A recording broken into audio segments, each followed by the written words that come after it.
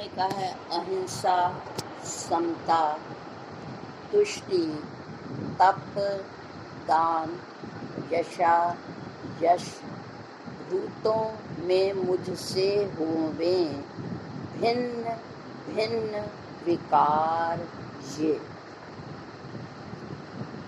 छोटा सा पाणिनि का सूत्र है, व्याकरणाचार्य हुए हैं पाणिनि, उनका छोटा सा सूत्र है योगश्च चित्त वृत्ति निरोधः।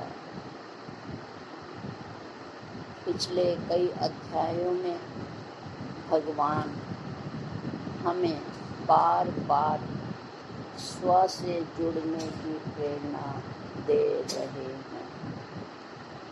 अनेकानेक नए नए शब्दों से, सूत्रों से, युक्तियों से भगवान की एक ही कोशिश है कि मुझसे जुड़ जाओ। अब पिछले श्लोक में भगवान ने कहा था कि इतना ज्ञान देने के बाद भी बुद्धि में ये ज्ञान क्यों नहीं बैठ रहा। तो उन्होंने दम, शम आदि का वर्णन किया था कि जब शमन होगा, मन पर नियंत्रण होगा, उसके बाद ये इंद्रियां नियंत्रित होंगी, तब ही बुद्धि में ज्ञान बैठ सकेगा। और जब बुद्धि में ज्ञान भली भांति बैठ जाएगा, तभी उसका परिणाम होगा कि द्वंद्वों से सुख, दुख, नाश, उत्पत्ति, भय, अभय, असम्मोह आदि ये जितने भी गंध हैं, हम इनसे ऊपर उठ सकेंगे। उस श्लोक में उन्होंने हमें निषेधात्मक ढंग से समझाया कि इन इन अवगुणों को निकालो। मन जो अनियंत्रित है, इंद्रियां जो विषयों में भाग रही हैं, इस कारण चंचलता उत्पन्न हो रही है, तो बुद्धि दिए गए ज्ञान को ग्रहण नहीं कर सक रही। और आज भगवान विधेय विशेषणों से हमें बताने की कोशिश कर रहे हैं कि कौन कौन से गुण हमारे अंदर होने चाहिए कि सतो उन गुणों के कारण हमारा अंतःकरण सतोगुणी बन सके और वो सत्य को पकड़ सके।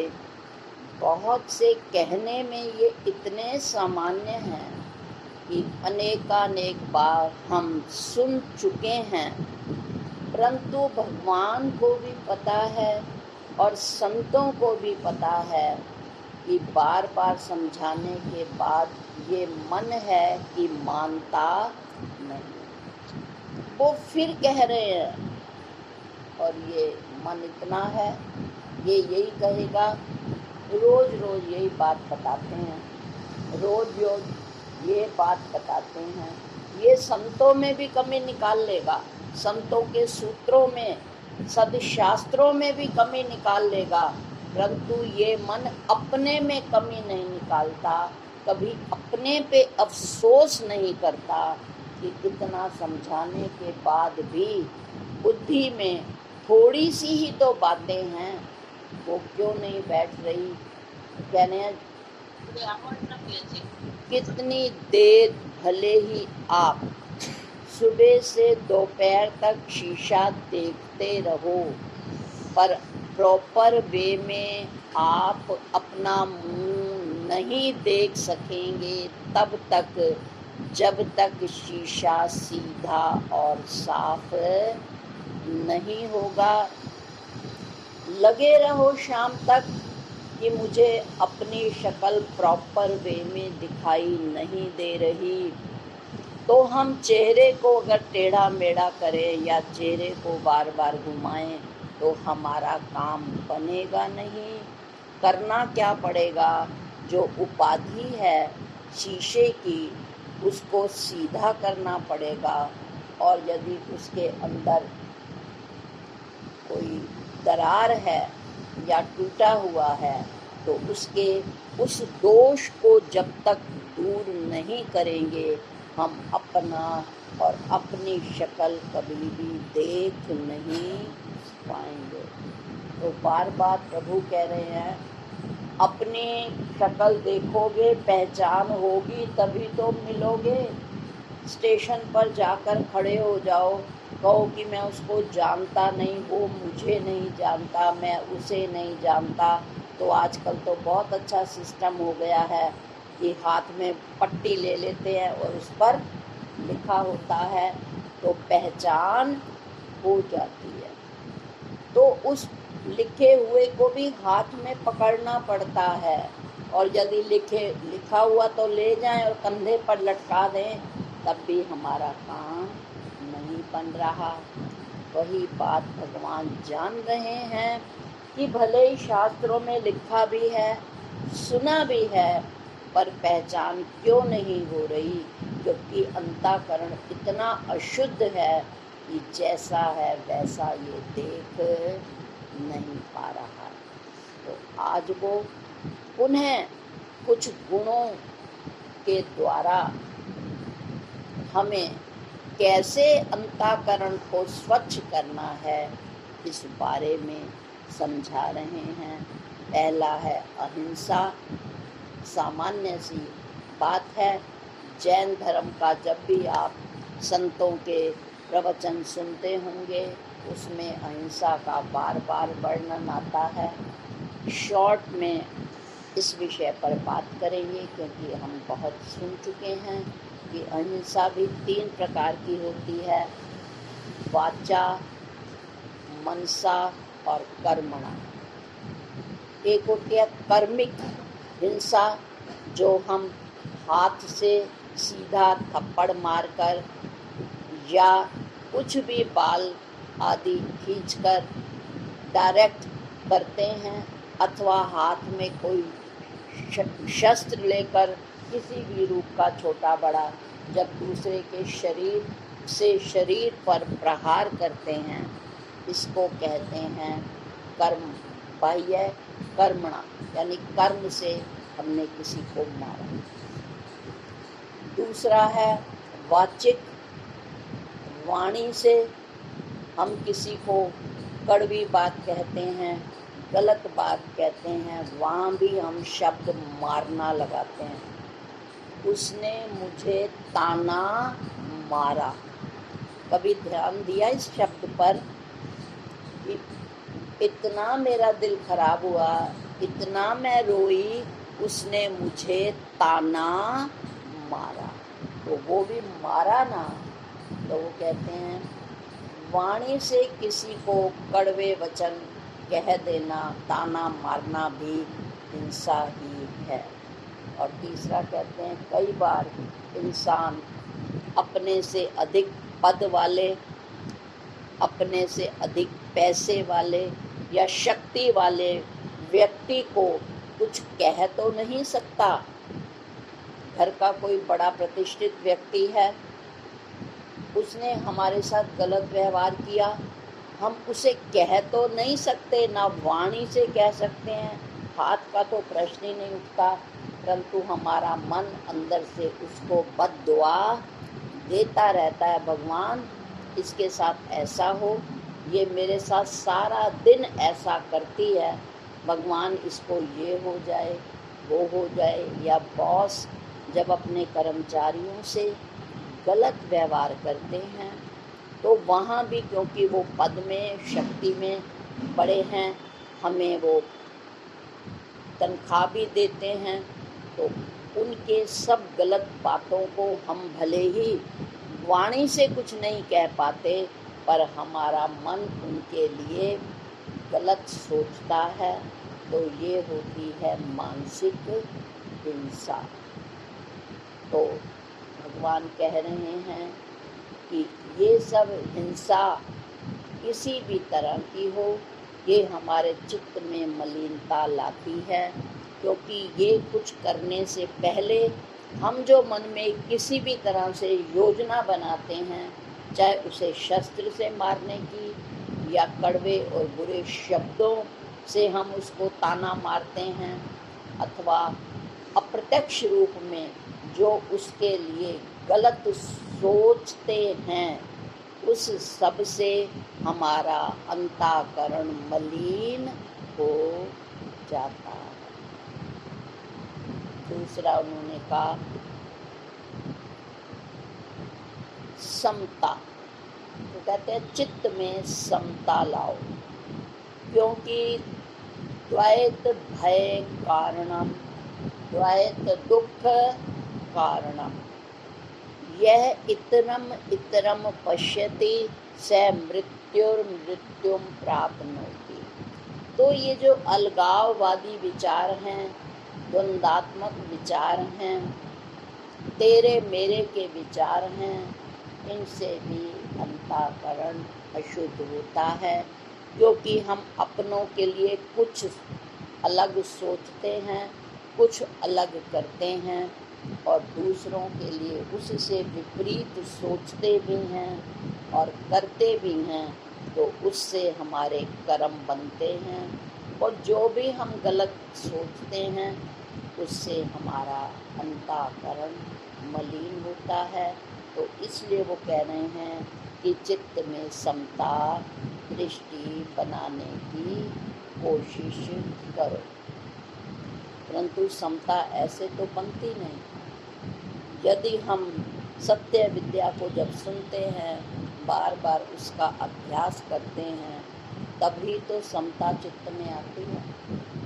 तो कहते हैं कि इतना सुन रहे हैं, ये सुनने के बाद की बात बता रहे हैं कि जो सुन रहा है, कम जिसने नहीं सुना तो नहीं सुना, जिसने इतनी विद्या सुन ली है तो वो क्या करे?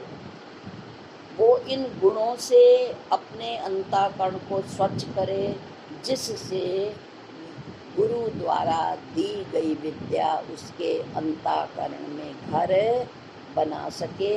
तो गुरु ने जो विद्या दी है, तो उससे क्या भाव लाए? समता भाव लाने की कोशिश करे। यहाँ एक थोड़ा सा डाउट भी आ सकता है कि वो मेरे साथ इतना करता है, इतना करता है, इतना करता है, बताओ मैं कैसे करूं? तो वो उसके लिए भी संतों ने कहा, दर्शन है अक्षर भाव सुईश्वरपन से, वर्तन में गुण है। दर्शन है अक्षर भाव सुईश्वरपन से, वर्तन है जग में गुण लीला के धन से। तो चित्त में ईश्वर भाव रखो, पर व्यवहार ठीक रहे, सामने वाला सिर पर ना चढ़े। तो चित्त में वैर भाव ना रखते हुए व्यवहार में थोड़ी सी ऐसी विषमता उसको दिखाओ कि अगर वो समझदार है तो वो भी अपनी जगह पर आ जाए, और अगर वो फिर भी अपनी जगह पर नहीं आता तो उसको वहीं पर छोड़ दो। सुना है, इतना सुना है, और फिर भी अगर समता का भाव को कहते हैं पैदा नहीं हुआ, तो इससे ही अंतःकरण शुद्ध होगा जब समभाव रखेंगे। उन्होंने सम व्यवहार नहीं कहा, सम भाव कहा, कि व्यवहार में समता संभव नहीं है, स्वाभाविक है, स्वाभाविक है। हम देखते हैं जितना जो है आकर्षण, जितना खून जो है अपने बेटी के लिए होता है, चाहे वो हमारे लिए कुछ करे न करे, पर बेटी के लिए हमारे मन में जो प्रियता होती है वो बहू के लिए कभी हो ही नहीं सकती।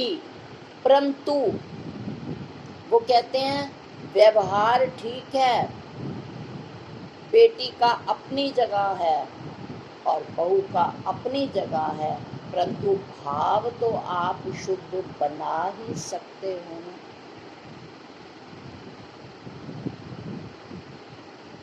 वो कहते हैं जैसे भगवान राम ने वशिष्ठ जी से इतना सुना था, और जब वो तो बचपन में पढ़ने गए थे ना,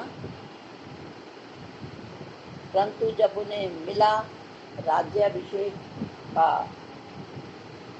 समाचार मिला, वो तब भी सम थे, और रात होते होते जब उन्हें वन गमन की आज्ञा मिली, वो तब भी उनकी चित्त वृत्ति में किसी तरह का अपनी माँ के प्रति विरोधाभास आया नहीं।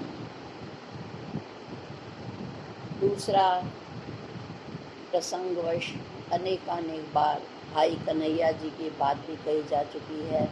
मुगलों का युद्ध हो रहा था, गुरु गोविंद सिंह जी महाराज ने आज्ञा दी थी भाई कन्हैया को कि जो जो घायल होगा उसको पानी पिलाने की तुम्हारी ड्यूटी है। शाम को शिविर में सब इकट्ठे हुए। कुछ लोगों ने गुरु गोविंद सिंह जी के पास जाकर कहा कि हमें आपसे कुछ कहना है। क्या कहना है? उन्होंने कहा कि हम भाई कन्हैया के सामने कहेंगे, तो उसको भी आप बुला लीजिए। उन्होंने भाई कन्हैया को बुलाया, कहा भैया ये तुम्हारे बारे में कुछ शिकायत करना चाहते हैं, तुम तैयार हो? उन्हें कहा हाँ, अगर हम मेरे गुरु भाई मुझसे कोई शिकायत कर रहे हैं तो अवश्य मेरे में कोई कमी होगी। ये है गुरु की शिक्षा का प्रभाव। उन्होंने इतनी गुरु शिक्षा ली हुई थी कि जो वो गुरु तो गुरु, जो गुरु भाई भी कह रहे हैं, तब भी वो ये कह रहे हैं कि इन्होंने कुछ ना कुछ गलती मुझ में देखी होगी, इसलिए ये मेरे गुरु भाई आपसे शिकायत कर रहे हैं। बताइए क्या शिकायत है? कहते महाराज जी आपने आज्ञा दी थी घायल को पानी पिलाने की।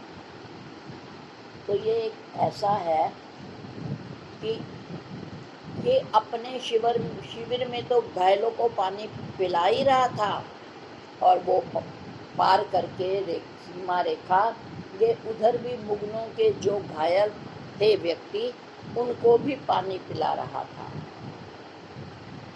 हाँ भाई कन्हैया, ये तुम्हारे गुरु भाई ठीक कह रहे हैं। कह रहे बाबा जी सत्य वचन। उन्होंने कहा आपने ऐसा क्यों किया? उन्होंने कहा बाबा जी आपने शब्द लगाया था घायलों को पानी पिलाना है, आपने ये नहीं कहा था कि अपने सिख भाइयों को पानी पिलाना है। आपने तो कहा था घायलों को पानी पिलाना है। मैंने आप जी की आज्ञा का पालन किया। इधर भी घायल थे, मुगलों के भी घायल थे।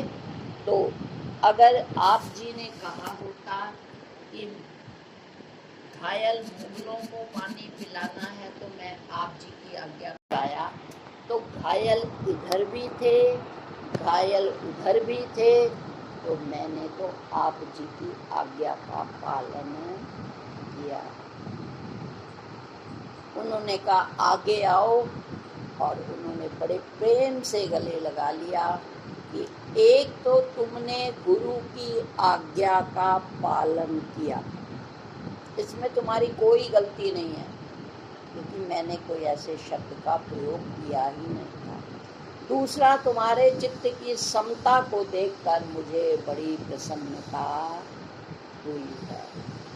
तो कहते हैं जो साधक विद्या को प्राप्त करके हृदय में समता का भाव तो रखे, ऐसा नहीं कि खाली भाव, कम से कम पहले भाव तो बनाए, उसके बाद जब परिपक्वता आ जाएगी तो फिर क्रिया में भी 100% हो जाएगा। पर कई बार देश काल को देख करके क्रिया करनी पड़ती है, पर कम से कम हम उसके प्रति अगर क्रिया कुछ सामने वाले की अति प्रतिक्रिया गलत है तो फिर दिखानी पड़ती है, तो दिखाओ, और कम से कम मन में बिगड़े हुए भाव मत बनाओ। और वही बात है कि अगर भाव बिगड़ जाएंगे तो अंतःकरण भी बिगड़ जाएगा। अगला उन्होंने कहा तुष्टि। तुष्टि मैंने संतुष्ट। हमारे शास्त्र में बहुत, नीति शास्त्रों में बहुत छोटे छोटे सूत्र दिए गए हैं। उन सूत्रों में भी यही कहा गया है, संतोष परम धन है। गौधन, गजधन, बाजेधन और रतन धन धान। और जब आवे संतोष धन, सब धन धूरी समान। यक्ष ने भी युधिष्ठिर जी से प्रश्न जब किया था कि सबसे बड़ा धन क्या है, तो युधिष्ठिर जी ने भी यही उत्तर दिया था, सबसे बड़ा धन है संतोष। और एक शब्द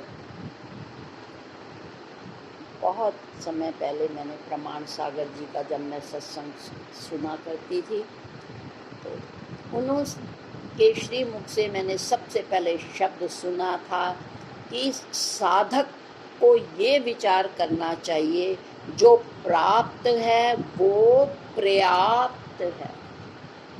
इस सूत्र को याद कर लो। यदि साधक हो कि मुझे मेरी कर्मों के अनुसार जो प्राप्त है वो मेरे लिए पर्याप्त है।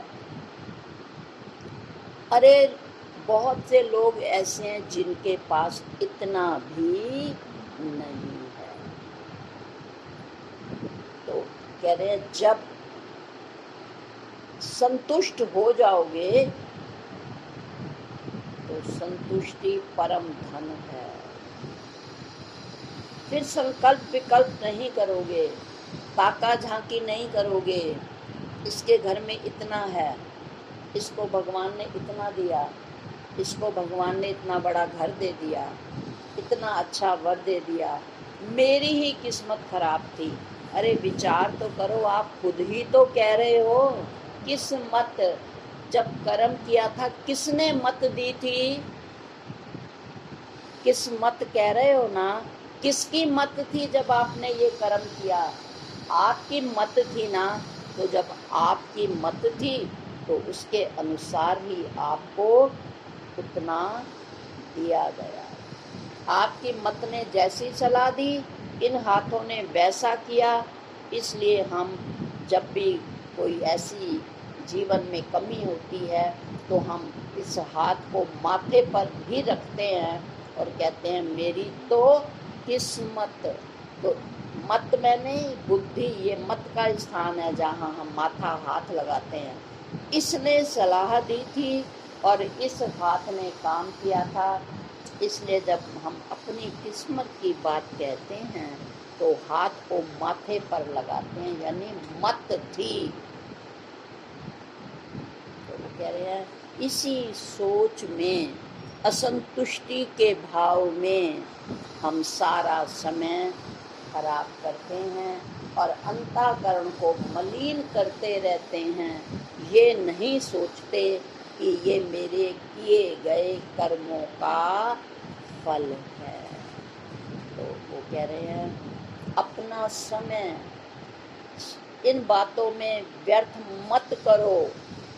यदि व्यर्थ की बातें सोचोगे तो जो गुरु ने अर्थ वाली बातें दी हैं वो व्यर्थ की बातों में समाप्त हो जाएंगी और उसका लाभ आप नहीं ले पाओगे।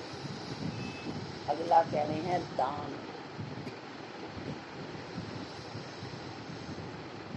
तप। तप का अर्थ क्या है? हम सामान्य रूप में तप का अर्थ समझते हैं हठ योग, धूप में बैठ जाना, डंडा गाड़ के खड़े हो जाना, चोटी को बांध लेना ऊपर से। ये तप नहीं है, इसे हठ योग कहा जाता है, तप नहीं कहा जाता। आइए वेदांत शास्त्र के अनुसार और जैन धर्म के अनुसार तप क्या है। ब्रह्मदेव हुए हैं एक संत, उन्होंने कहा है कि इंद्रिय निग्रह ही तप है। कैसे? वास्तव में इंद्रियों को बार बार विषयों से लौटाकर आना कोई आसान काम है? अगर किया हो तो पता लगे। जिन्होंने एक दो ने किया होगा, इन इंद्रियों को, इंद्रियों रूपी घोड़ों को विषयों की घास में जब ये चर रहे हों, वहाँ इनको खींचना कोई आसान है? घोड़ों के भोजन के लिए घोड़े वाले ने सामने चारा रखा है, और जब वो खा रहे हैं घोड़े और वो जबरदस्ती जब चारा उठाने लगता है ना, तो वो भी दुलत्ती झाड़ते हैं, वो अपना भोजन छोड़ना नहीं चाहते, वो भी सिर मारने को तैयार होते हैं अपने मालिक को भी। तो इसी तरह जब ये इंद्रियां अपने अपने विषयों में जाती हैं, इन्हें वहां से लेकर आना बड़ा मुश्किल है। गीता में भी कहा है कि जहाँ जहाँ दौड़ जावे मन चंचल अस्थिर, वहाँ वहाँ जोड़ देना आत्मा में वश क्यों करें। ध्यान की जब बात आई थी तब यही बताया गया था कि ये मन, जब आप ध्यान में बैठोगे, कभी किसी इंद्रिय को हाथ लगाएगा, कभी कुछ करेगा, यानी ये अंदर जाना ही नहीं चाहता। कितने मजे की बात है, इसका स्थान अंदर है और ये इंद्रियों से बड़ा है, फिर भी ये अपना स्थान छोड़ करके, अपना, ये इंद्रियों का बॉस है और ये इसका स्थान है अंदर। अंतरंग साधन है ना, अंतःकरण के जो चतुष साधन है, मन बुद्धि चित्त अहंकार, ये अंतरंग साधन है ना, और ये अपना अंदर का आसन छोड़कर विषयों की सुख के लिए बाहर आता है और इंद्रियों को नचाता रहता है। तो कह रहे हैं ये मन अपने स्थान पर आसीन रहे और वहीं से स्वयं पर नियंत्रण करता हुआ इंद्रियों को भी अपने अपने विषय में जाने से रोके। साधक इसका जब प्रयास करता है, वो सबसे बड़ा तप है।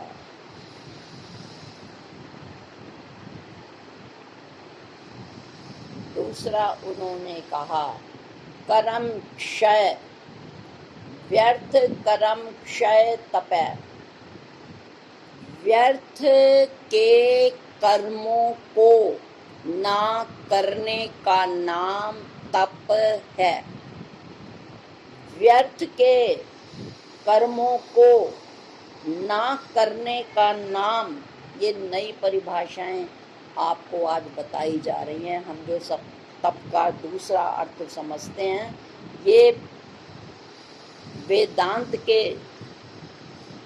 साधकों के लिए बताया जा रहा है, क्योंकि वेदांत में शम और दम का बहुत ज़्यादा महत्व है। तो वो कह रहे हैं जो हम व्यर्थ के कर्म करते हैं, उनका क्षय कर देना भी एक बहुत बड़ा तप की कोटि में आता है। जो हमारे रोज के नियम हैं, भोजन संबंधी, खान पान संबंधी, पहनने से संबंधित या और भी जो हमारी गृहस्थ के जीवन की नितांत आवश्यक कर्म हैं, उन्हें करना शास्त्र में मना नहीं होता।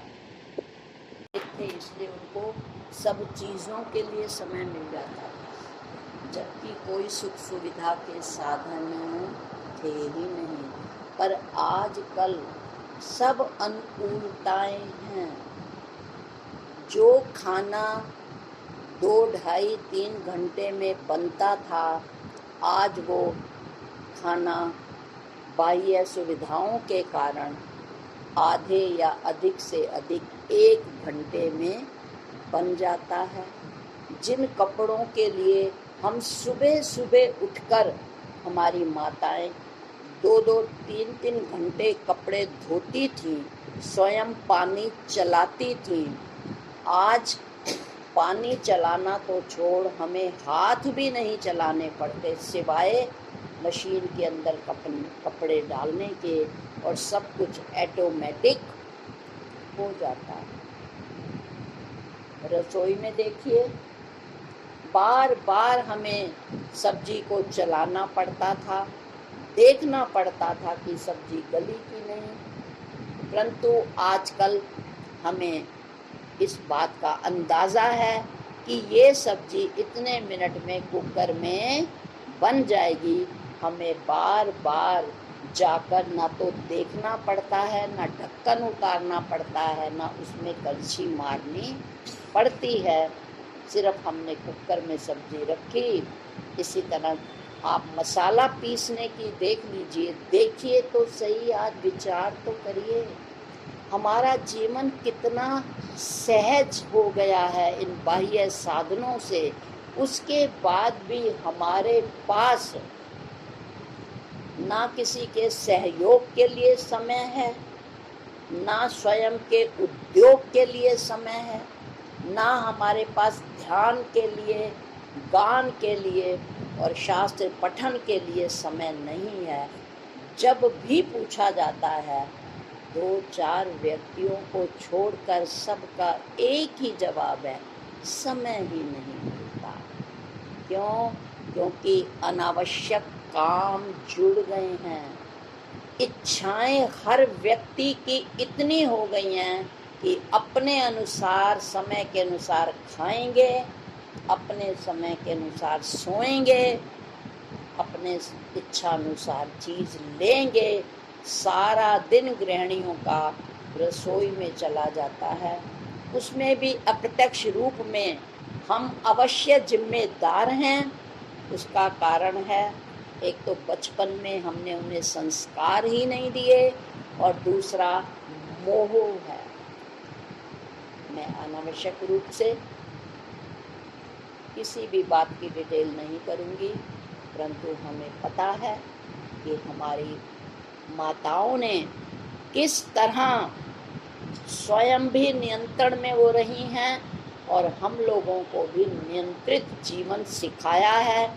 इसलिए उन लोगों को स्वाध्याय का भी समय मिलता था और सत्संग जाने का भी टाइम मिलता था, जबकि उनके पास कोई सुविधाएं थी ही नहीं। तो उनके तप थे, वो उनसे वो तपी हुई थी। नियम से मंदिर जाना, आटा लेकर के मंदिर में, जल्दी जल्दी नहीं, आराम से। आज अगर आप लोगों से पूछा जाए तो मंदिर है या गुरुद्वारा है या जो भी आपका आश्रम है, कौन जा रहा है? कोई नहीं जाती।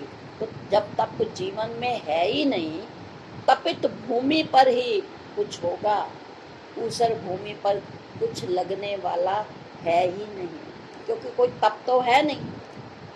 बार बार कहने के बावजूद भी वो नियम नहीं सुनने वाले पूरे कर रहे। जो नियम थोड़े थोड़े दिन बाद बताए और दोहराए जाते हैं, बिल्कुल ऊसर भूमि की तरह, सिर्फ वो कान के बाह्य पर्दे तक जाते हैं और अंदर वो प्रवेश ही नहीं करते, और हम उनको कोई वजूद ही नहीं देते उन शब्दों को। तभी तो ये विद्या लग नहीं रही। विद्या लग जाए, अज्ञान ना गले, भजन भी आता है, ऐसा हो नहीं सकता। तो भगवान को पता है, तो वो कह रहे हैं चलो तुम बाह्य तप के लिए मत जाओ, अपनी इंद्रियों पर आप ही नियंत्रण कर लो। तो उन्होंने कहा जो व्यर्थ के काम हमने फैला रखे हैं, भोजन के, कपड़ों के, बाहर जाके खाने की जो आते हैं होटलों में जा करके, मेरे ख्याल मुश्किल से यहाँ 2-3 ऐसे व्यक्ति होंगे जो होटल नहीं जाते होंगे, 2-3 होंगे। बाकी सब महीने 2 महीनों में होटलों की पड़ी रहती है। जहाँ वो खाना 1 घंटे में बन जाएगा, वहाँ 3 घंटे लगेंगे आने में, जाने में, तैयार और संकल्प बनाने में और तैयार होने में। समय का भी क्षय, शक्ति का भी क्षय, पैसे का भी क्षय। तो जब तीनों चीजें हम व्यर्थ में क्षय कर गए तो क्या शक्ति बचेगी हमारे पास इस विद्या के लिए? कहेंगे जी जबकि बनाया खाया कुछ नहीं, वहाँ गए बैठ के खाकर आए फिर भी थक गए, आज तो ध्यान में नहीं बैठते, आज तो थक गए। अब बताइए, वो कहते हैं जब तक और कुछ तप नहीं कर सकते, वो कहते हैं एक ही पुर्जे को संभाल लो। चलो 5 इंद्रियों को भी मत संभालो, एक मन के पुर्जे को ही संभाल लो, इसकी गति ही संभाल लो। तो देखिएगा अगर मन संयमित होगा वो इंद्रियों को आदेश देगा ही नहीं। पर ये लोलुप जबान, ये लोलुप मन, जहाँ इसकी मर्जी होती है ये उस इंद्रिय को पकड़ लेता है। और ज्यादातर रसना पर तो इस मन का जरा भी कंट्रोल नहीं। तो तीसरा फिर दूसरा उन्होंने कहा विचार करिए, जिस समय कोई भी आप काम करने लगते हैं, ये तप की बात बता रहे हैं, जब भी कोई आप एक्स्ट्रा काम उस दिन पकड़ने लगते हैं जिसका होना जरूरी नहीं है, उसको कट कर देते हैं, नहीं ये जरूरी नहीं है। व्यर्थ की बातें करनी, एक आधा घंटा एक बात आप लोग शेयर करते हैं अपने परिवारों से, हैरानी आती है कैसे शेयर करते हैं। रोज आजकल तो आदत ही है, 2 बेटियां अगर हैं तो फोन आएंगे सुबह शाम, खड़कते रहेंगे। सुबह छोटी बेटी का जब हम इंटरेस्ट लेते हैं और दूसरों की गृहस्थी में इंटरफेयर करते हैं, तो बताइए उनके संस्कार हमारे चित्त पर पड़ेंगे कि नहीं पड़ेंगे? बुरा लगता है, लगे। ऐसा ही करते हैं हम लोग। कहाँ से हमारे पास समय आए? हम में से किसी माँ ने बेटी से कहा कि मुझे जो है व्यर्थ के संस्कार बेटे मत डाला कर। और पहले समय में माँ कहती थी बेटे जैसे तेरी प्रारब्ध थी, पहले तो ये साधन ही नहीं थे। सुबह छोटी बेटी का फोन आ जाएगा, रात को बड़ी बेटी का फोन आ जाएगा, फिर कोई फ्रेंड का क्या खाया, मम्मी आज हम यहाँ गए, हमने ये खाया। अगर हम साधक हैं तो आज से सोचेंगे, अगर हैं तो आइए, वरना तो फिर फायदा ही कुछ नहीं है सत्संग सुनने का, अगर हम जीवन में उतार ही कुछ नहीं रहे। अपने जीवन को ये भी एक, जबकि कोई गर्मी में नहीं बैठना, कोई प्यास को पर नियंत्रण नहीं करना, सिर्फ एक बात कि मुझे व्यर्थ की बातें सुननी नहीं है। और सच मानिए, जब कोई व्यर्थ की बात करता है ना, और कोई ऐसा व्यक्ति होता है जिसे मैं मना नहीं कर सकती, मैं साइड में फ़ोन रख देती हूँ और वो चलता रहता है, बीच में फिर लगा लेती हूँ हाँ जी, और फिर साइड में रख देती हूँ। मुझे क्या लेना फालतू की बातों से? क्या हम ऐसा नहीं कर सकते? कई स्थान चलिए ऐसे हैं जहाँ आपको लगता है कि हम वहाँ मना नहीं कर सकते। अव्वल तो कुछ स्थान हैं जहाँ हम मना कर सकते हैं, परंतु कुछ स्थान ऐसे होते हैं जहाँ हम मना नहीं कर सकते, वहाँ हमारा वश नहीं चलता। यहाँ आप फ़ोन तो साइड में रख सकते हैं, ये बैठे हैं साक्षी। जब व्यर्थ का विस्तार होता है तो मैं अच्छा अच्छा खुद ही कह देती हूँ, अच्छा ठीक है अच्छा जी राम राम, ज़रा मुझे दवा लेनी है या मुझे ऐसा करना है, मैं फिर बात कर लूँ, ठीक है। और यदि मुझे लगता है बार बार कहने के बाद भी वो व्यक्ति नहीं कर रहा, मैं फ़ोन साइड में रख देती हूँ और वो बोलते रहते हैं, बीच बीच में उसको थोड़ा सा इधर करके हल्का सा सुना, हाँ जी की, फिर रख दिया। मैं क्यों व्यर्थ के संस्कार मोल लूँ? मुझे क्या लेना फलाने के रिश्तेदारों से। और जहाँ होता है माँ, मैं वहाँ कह भी देती हूँ, प्लीज़ ये आपके आपस के संबंध है, मेरा तो इसमें कोई मतलब ही नहीं है। तो मेरे ख्याल तो हमें इस टॉपिक पर बात आगे बढ़ानी ही नहीं चाहिए। परंतु इतने गट्स हों तो सही, जब यही कर्ण रस ले रहा है कि मुझे इसके बारे में पता लगना चाहिए, बताइए ये तप कोई बहुत मुश्किल है? इसलिए कुछ एक दो संबंध ऐसे होते हैं, वो बोर होते हैं कि क्या बात करें। वो तो कुछ कहती, भाई बताओ, मैं कहती हूँ मैं क्या बताऊँ, मैं तो घर की चार दीवारी में हूँ, आपके पास समाचार होंगे। बेटा मेरे पास क्या समाचार है? तो कहते हैं फिर हम क्या बात करें। अगर वो कहती हैं कि उनसे बात कर लिया करो, तो कहते हैं क्या बात करें, वो तो आगे से कुछ कहते ही नहीं है। भाई क्या विषय लाएं, क्या बात करें आप लोगों से हम? तो वो कह रही है ये भी एक तप है क्या? उन्होंने कहा व्यर्थ के कर्मों का क्षय करना भी एक तरह का तप है। और लास्ट में वो क्या कह रहे हैं, बहिरंग से अंतरंग में आ जाना सबसे बड़ा तप है। कहीं हमने ऐसी तप की परिभाषाएं सुनी? जब इस शरीर ने भी प्रयास किया, पता होना चाहिए, तब इतना अच्छा लगा कि वास्तव में ज्ञान अथाह सागर है। ये कभी भी कहीं से भी किसी भी प्रकार मिल सकता है, अगर हमारे चित्त में उसे लेने की जिज्ञासा हो तब।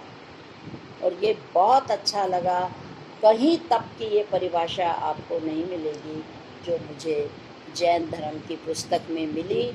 उन्होंने कहा सबसे बड़ा तप है बाहर से अंदर की ओर आ जाना, यानी जो इंद्रियां बहिर्मुख है उन्हें अंदर की ओर लगा लेना सबसे बड़ा तप है। कि जो कान संसार की बात सुनते थे, वो फोन अपने सत्संगियों से मिलाकर सत्संग की बात कान में डालो और वो बात अंदर ले जाकर उसे याद करो। जो आँख बाहर के दृश्य देखती है, यदि वो आँख सदग्रंथ देखती है और सदग्रंथ में उसे जो कुछ मिलता है उसको वो अंदर डाल लेता है उन शब्दों को, तो आँख का बाहर से अंदर की ओर आना यही तप है। घूमने जा रहे हैं, बाजार जा रहे हैं, इसके स्थान पर मंदिर जाना, गुरु घर जाना, गुरु के पास जाना, सत्संगी बहनों के पास जाकर उनसे सत चर्चा करना, ये है बाहर से पैरों का अंदर की तरफ आ जाना। हाथों से जो भोजन अपने परिवार के लिए, अपने प्रियजनों के लिए बनाते हैं, वही भोजन समष्टि के लिए, जरूरतमंद के लिए।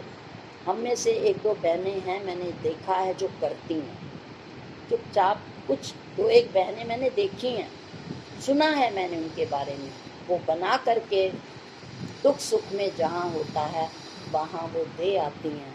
तो ये है हाथों का बाहर से अंदर की ओर लौटना, यानी अंतःकरण शुद्धि होना।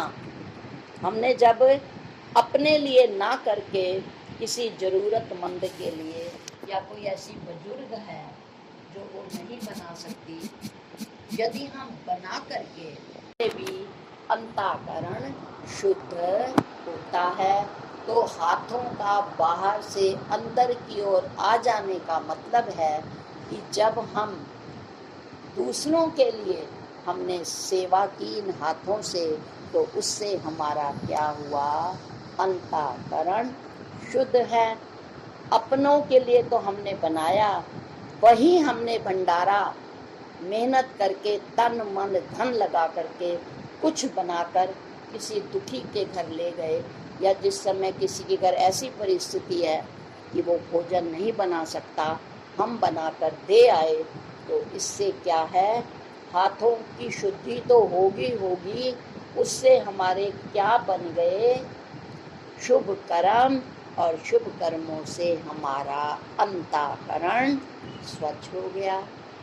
इसी तरह जीवा है, सामान घर में आया, उसमें से हमने चुपचाप अलग से निकाल करके रख दिए कि जो भी कोई आएगा जिसकी प्रारब्ध में होगा ये उसको दे दिया जाएगा, या फिर ऐसे व्यक्ति जो वो चीज़ ना खरीद सकें, वो चीज़ उनके पास अभाव हो, चुपचाप जाकर वो वस्तु उनको दे आया।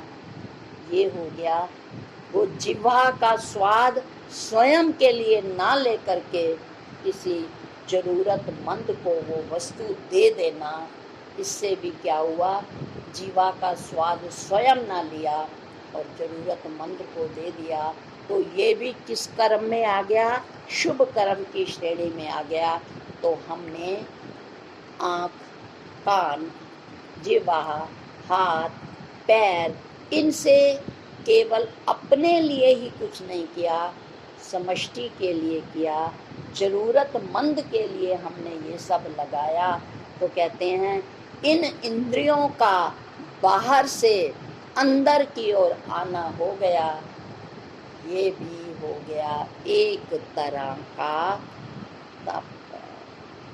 तो तप के 3 परिभाषाएं कही गई। इंद्रिय निग्रह यानी इंद्रियों पर नियंत्रण करना, और बिना मन के ऐसा हो ही नहीं सकता।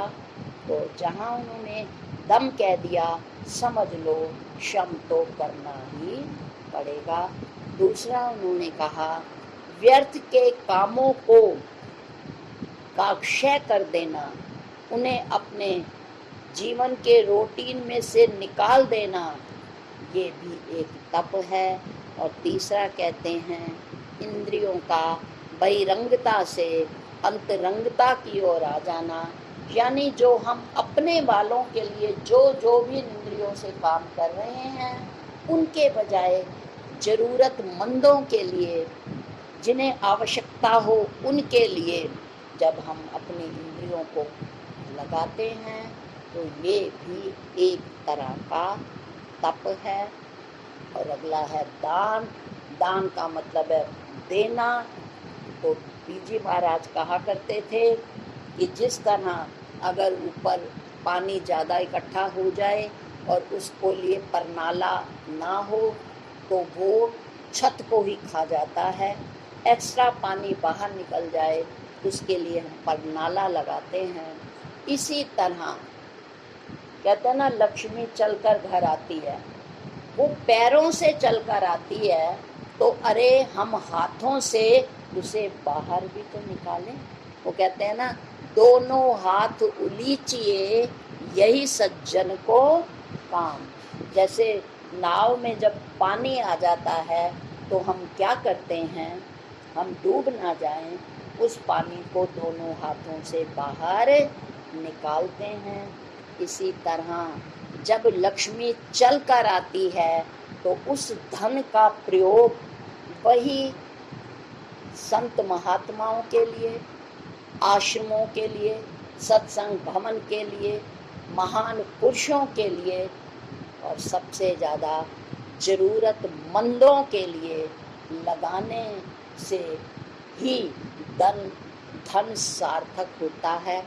तो बीजी कहा करते थे कि उदार चित्त बनाओगे तभी आपका उद्धार होगा।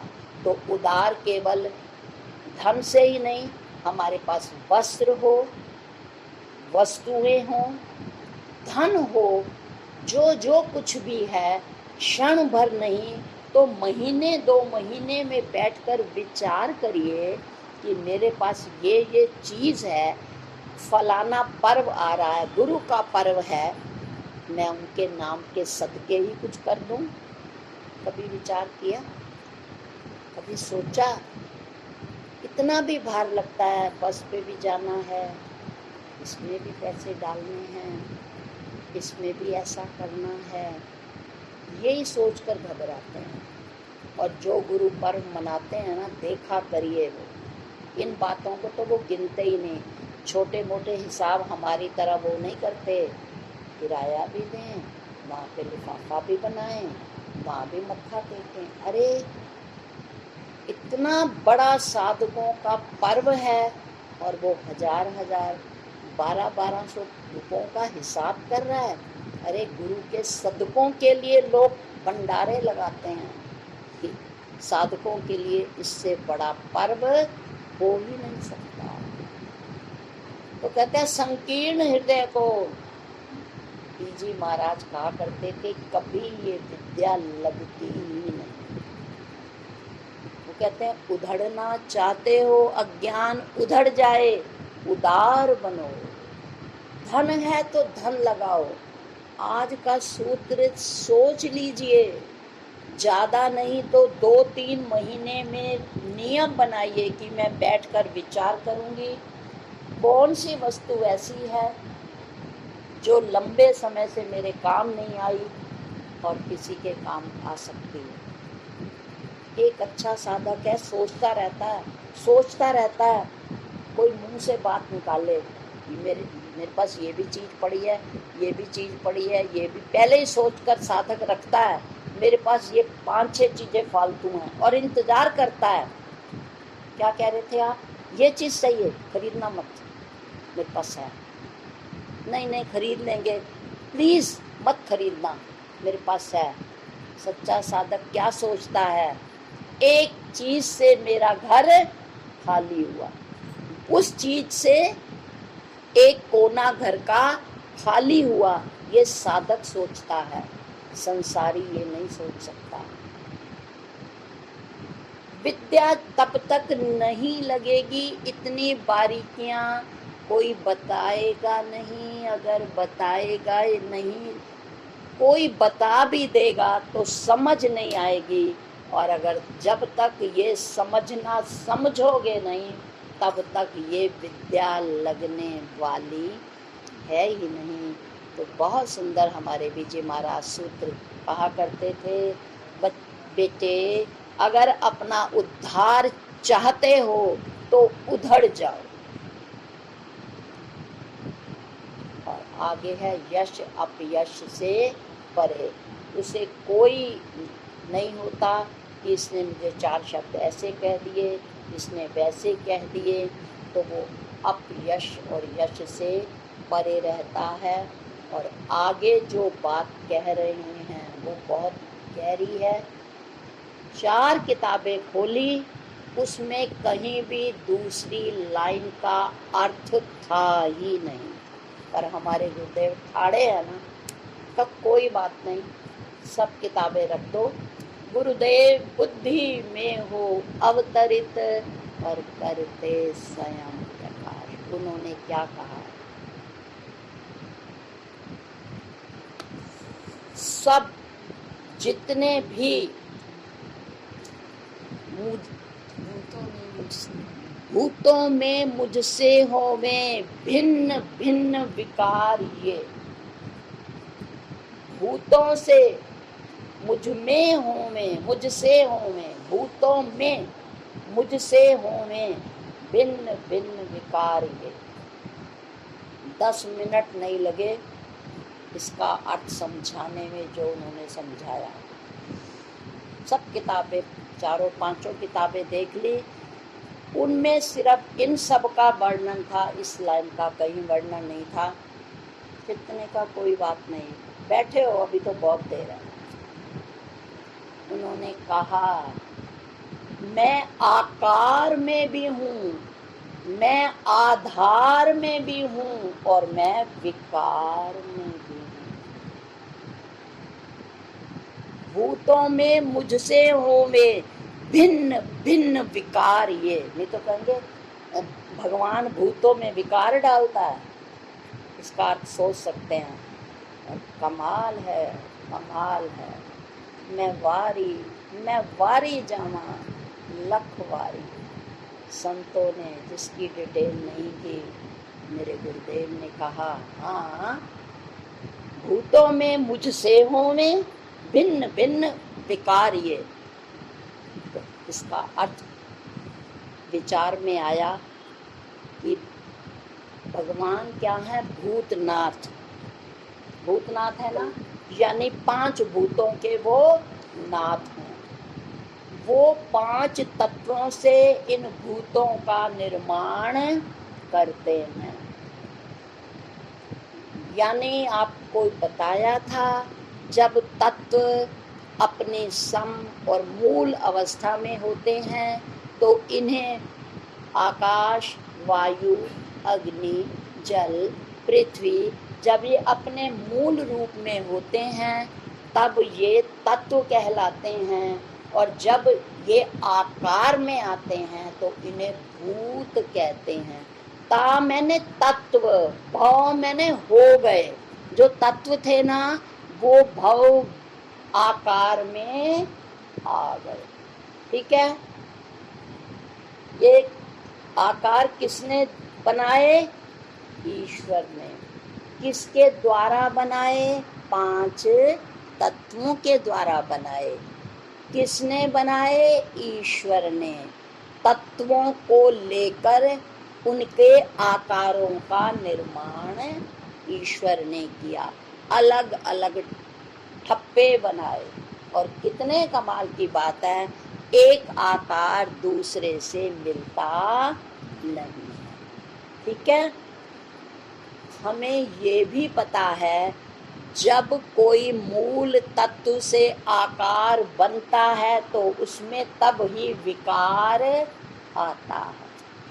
जैसे हम सूट ले आए, जब तक वो सिला नहीं गया क्या वो गंदा हुआ? क्या वो धोते धोते हमने जब बनाया ही नहीं तो क्या हमने उस 5 मीटर कपड़े को उठाकर धोया? उसके रंग में कोई परिवर्तन आया? उस पे कोई मैल जमी? नहीं ना।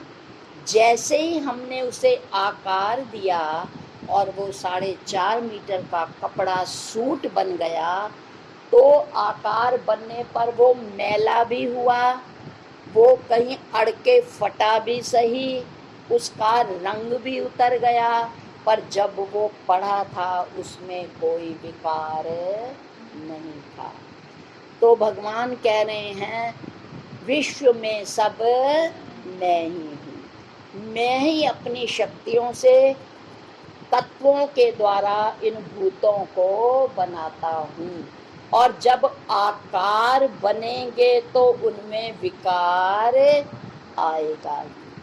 तो मैं तत्व के रूप में भी हूँ, जब वो आकार बना मैं तब भी हूँ, और जब उसमें विकार आ गया मैं तब भी हूँ। वो जो सूत था, जब वो थान के रूप में था तब भी वो वैसा था। जब वो 4.5 मीटर के रूप में टुकड़ा आ गया तब भी वो सूत था। जब वो सूट बन गया वो तब भी सूत था। पर जब वो सूट बना तब उसमें विकार आया। पर क्या उसके विकार आने से उस कपड़े के पीछे जो सूत है उसमें कोई विकार आया? नहीं आया ना। तो भगवान कह रहे हैं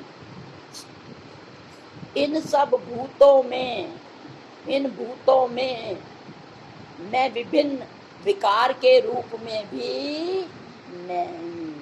अब बात समझ आ गई। भूतों में मुझसे होवे भिन्न भिन्न विकार। ये तो सूत में कोई विकार नहीं है।